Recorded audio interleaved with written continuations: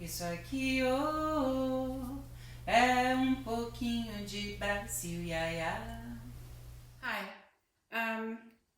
If you saw the video about the sweater I made my daughter, you're gonna see that I had too much dye, and I put a lot of dye there to take some of the dye, a lot of fiber there, extra fiber. But because I put the extra fiber dry, the color would get differently, mainly because the pot already had citric acid and everything. So the moment the new fiber got there, the extra dye that was there just glued to the fiber. So I have spun the yarns I had, and I decided that I wanted to do a 3-ply because I wanted the colors to blend, and I wanted to do this as to dye it in the bowl. So you can see clearly now that I should have filmed a little bit before, but you can see that the colors are very different in the balls because some parts were darker, some parts were lighter. It's okay because I did this yarn and I didn't like it initially, and I dyed in the ball and I liked it a lot. So I decided that I would do another experiment of dyeing the ball. It's a tricky thing because you don't know how it's going to be. It might look nice, it might look bad. We just know after. This is a surprise dyeing process. So I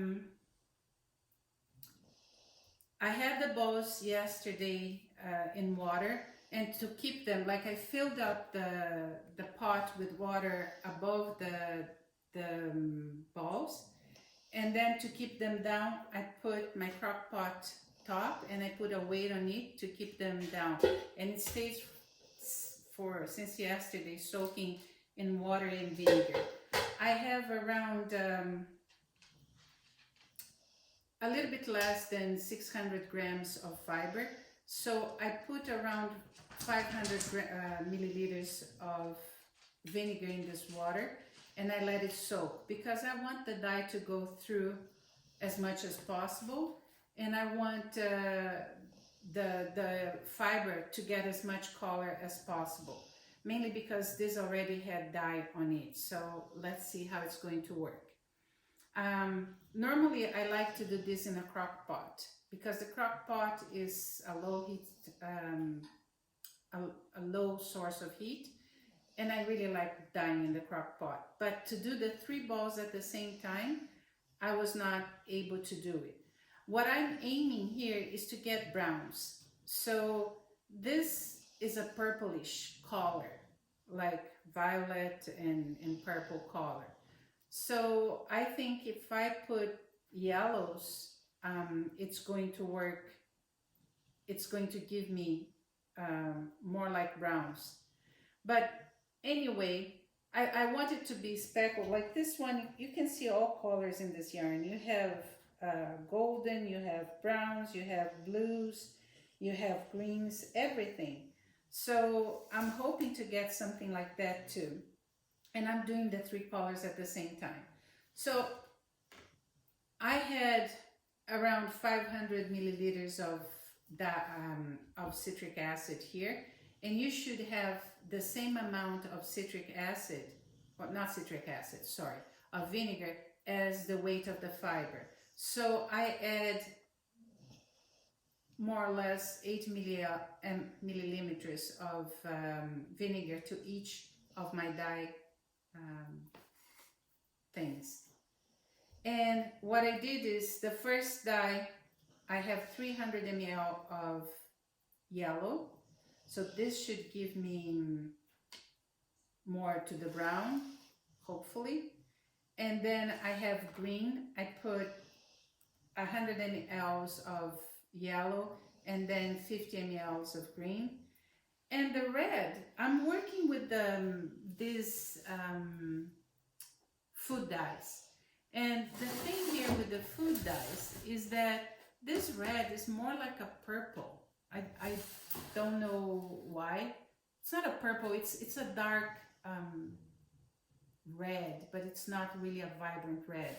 And I noticed from my experience before that if I do 50-50, 50 yellow and 50 of this red, I get a bright red. I don't get an orange. So I did this initially, this third pot, 50-50%, right?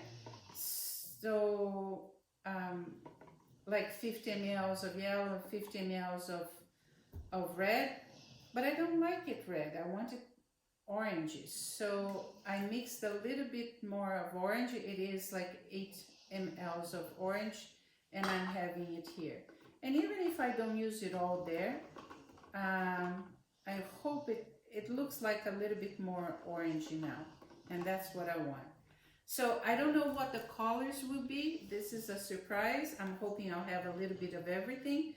And so because I have around, it's less than 600 ml of dye, of fiber, I should have 600 ml of dye. If it's a little bit more, it's okay. Because there's already some dye there, there's so much dye a fiber can get, so it's a tricky one. But as usual, I'll have extra fiber available if I think that it's not going. But also, I can start with some dye and then add more dye if the water clears up. So I'm going to start with, let me get my glasses, with 50 mLs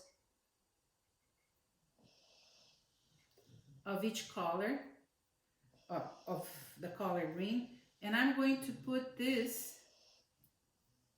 in the middle of the bowl. And if you see here, I put the water to cover my bowl. I added more water, like this morning when I check it, the fiber had absorbed half of the amount of water I had in the pot because the water level was in the middle. So I add more water. And what I want is to put water in the bottom of this bowl. So I don't mind if I'm going to pull it a little bit because I want this in the middle. So now I'm going to inject the color there. The first one is done. And I could do it directly on the wood stove because I'm using the wood stove, but I think it's better for me to pour it here than on the top because that's going to be warm and starting to warm the fiber. When I did the balls, it naturally created a hole in the middle, so I'm just using that to put the dye in.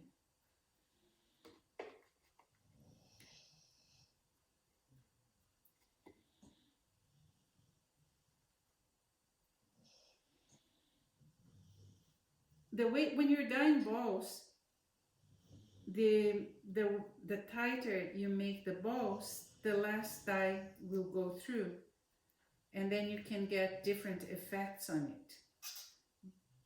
Although I didn't want to have a too tight ball, I end up getting one that is tight. Okay, so I have greens in the middle. I do want a lot of yellow.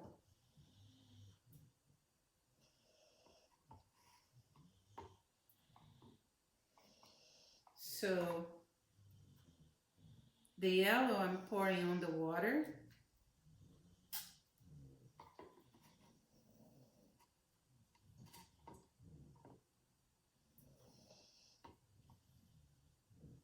And I think I'm going to allow it to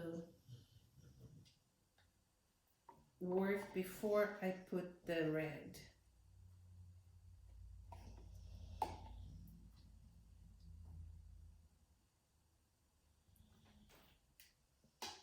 So I'm going to put this fiber to start heating right now, just so that the yellow glues to the thing before I put any more red. I will come back maybe in 20 minutes or so, okay?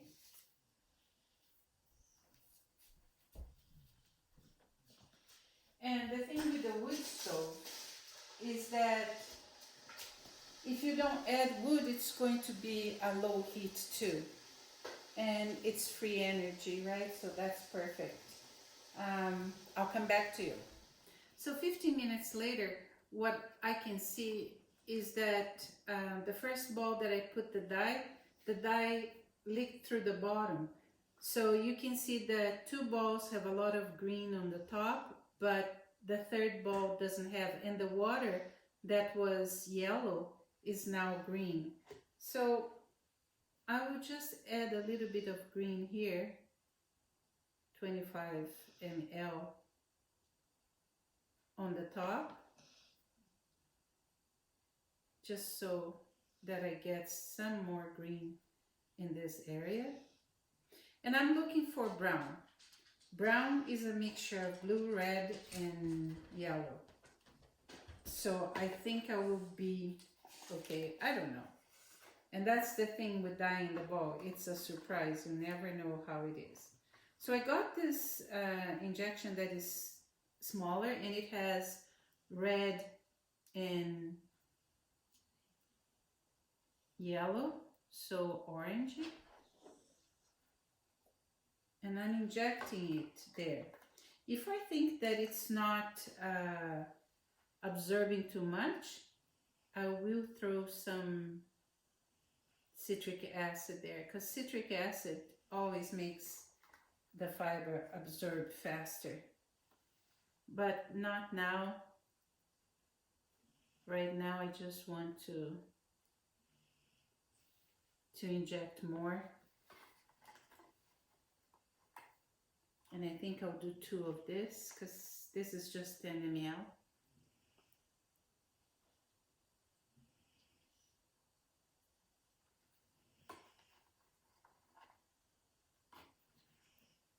I would like to have browns instead of the purple, but I don't know how successful I'm going to be.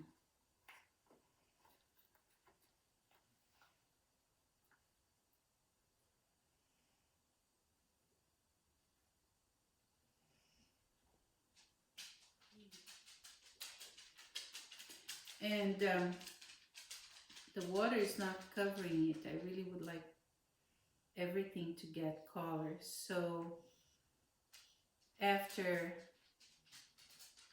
it absorbs the dye, then I will maybe flip the ball and add some extra dye so that the bottom can get more dye. But as I told my husband, because he wanted me to explain the science behind it, there's no really science here. This is pure surprise dyeing, and I'm okay with that. So what I will do is, if I don't like the color very much, I can work with other yarns just to give some change and everything. But let's see. I think it will be okay. I think it will be interesting. This one was, so, and it was originally a worse color. So let's see. I'll let you know. So I let my dye cool for a whole evening, and there is no dye whatsoever in this pot. It's my dyeing, so I can decide what I can do. And it turned out a nice color. I have some greens, some dark browns that are going to go lighter once I do. But because my ball is so thick, even though I had it soaking and everything, I don't know if I'm going to have a lot of that purple. And I honestly don't want that purple. And I do have it. So what I'm going to do is I'm breaking my ball a little bit, and I'm gonna put more dye in this, as I can see. So pulling out my ball, and you see there's not that much purple, but I still have some and might have more inside. So I'm breaking my balls here.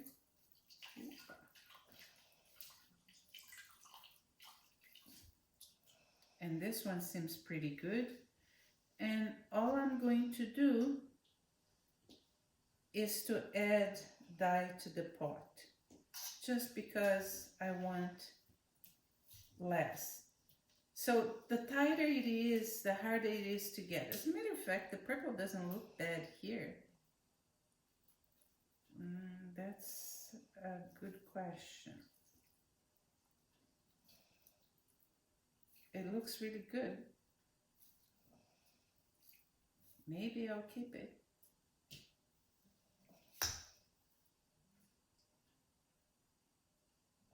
Yeah. Okay, so I changed my mind. I'm allowed. So I'm going to keep it as it is because it looks good. So, all right. What I'm going to do now is I'm going to rinse this bottle, the wool, even though it doesn't have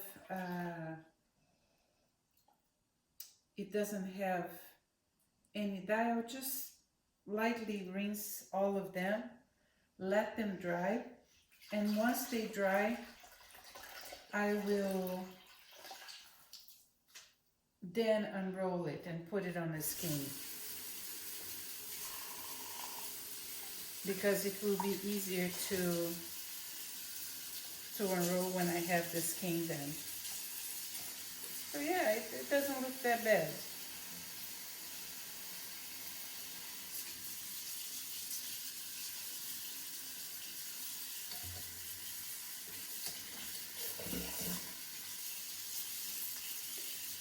So that's it. I will let this dry after I do a rinse. And once I have in the skein, I might even rinse it again and then put it to dry, just to take any vinegar that is in the yarn, because after that I will just need whatever.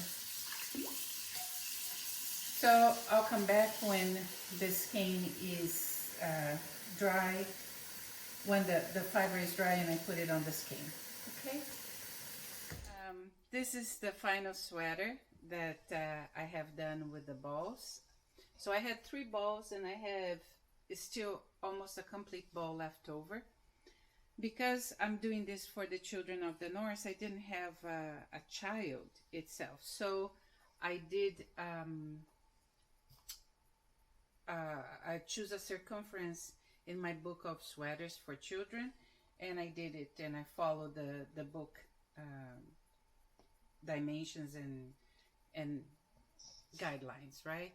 So what I wanted to say about the dyeing, I don't know if you're going to be able to see, but the original yarn was purple and violet. And if you see, there's still purple in it. And that's why when I'm dyeing in the ball, I like to start with a yarn that already has color. Because if I didn't have the initial color, all this little purple that is here would be white spots. And I don't think I would like that much. So I still have darker purples, lighter purples, but it blends with the browns that I wanted and with the extra green that I put there. And I think the color turned out really nice. And I get a big splash of green here that was the center of the ball. So that was really good. Because this yarn is also not for a specific child, and like my grandson is very skinny, but there are children that are a little bit chubbier. So I chose this pattern to do it. It's a simple ribbon pattern, but I chose this because it can expand, right? So this will give more options to other children to wear, not only the skinnies, but if they are skinny like my grandson, it's not going to be like huge, because my son, when he came here, he bought some stuff for my grandson that was too large. He's skinny. So I think this is going to be okay. A mistake that I made is that I started the row at this point here on one arm instead of starting in the middle. So what it did is I would increase one side, then increase like in the body, go all around, and then increase on this side. And what happened is it created a hole in here. So I thought that's okay, because I had already done it 4 times trying to figure out how to make it the top-down sweater.